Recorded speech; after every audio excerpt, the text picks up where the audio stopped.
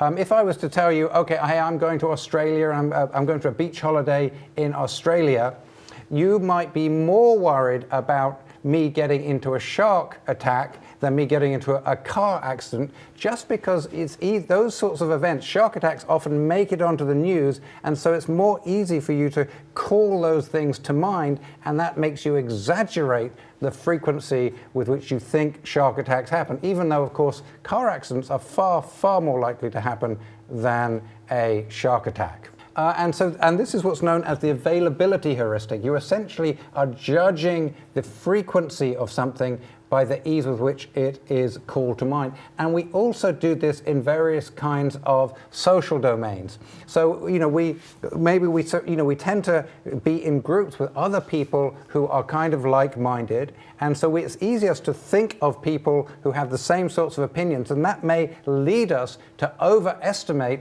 the frequency of that kind of opinion. So we have this availability heuristic where we judge how frequently are things going to happen, or how like-minded are most people, just by how easily do those examples come to mind. But that's not the only cognitive shortcut that shapes our social perception. We also have what's known as the representativeness heuristic. So when we're thinking about who's likely to agree with us on politics, or what are the social issues that are most important to us, it's going to be these availability heuristics and these say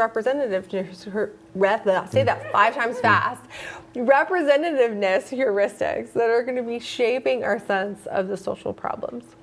I'll give you a real world example. At the beginning of the Reagan administration, so in the early 1980s, Americans actually, if you polled them, they rated drug use and drug abuse as very low on the list of social problems that was affecting America.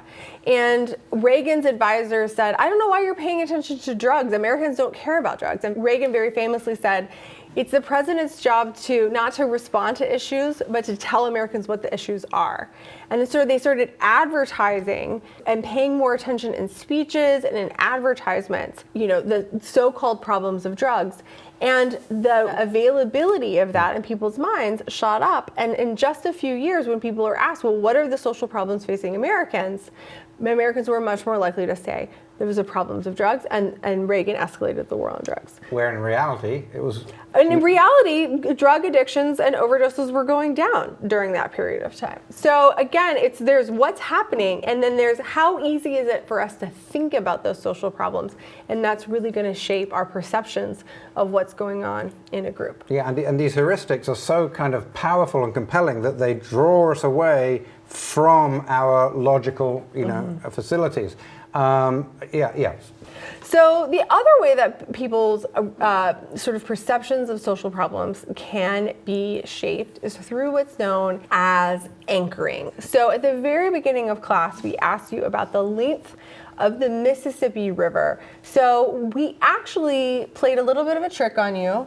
Not for the first time. And we divided you into 2 groups, and you each answered a different question before you estimated the length of the Mississippi. So Raz, what was the average length of the Mississippi estimated in those 2 groups? The survey says that Group A said 1,773, and Group B, thought I did a miscalculation here, was 5,998. Wow. Okay, so a difference of thousands of miles in your estimate of the length of the Mississippi River. What sophisticated thing did we do to create such different estimates in these 2 groups, Sam? Well, what we did was before asking you to estimate how long the Mississippi was, we asked the group A were asked, is the Mississippi longer or shorter than 500 miles? Group B was asked, is the Mississippi longer or shorter than 5,000 miles? All right, so even though that second question is a different question, when you're estimating how long it is, you are still influenced by the first question. That set the tone, and this shows why things like first impressions are so important. It starts off, it's where in this whole universe of kind of social impressions are you going to start? You're going to start here. That's the starting point, and any sort of deviations that come afterwards have to come from that point.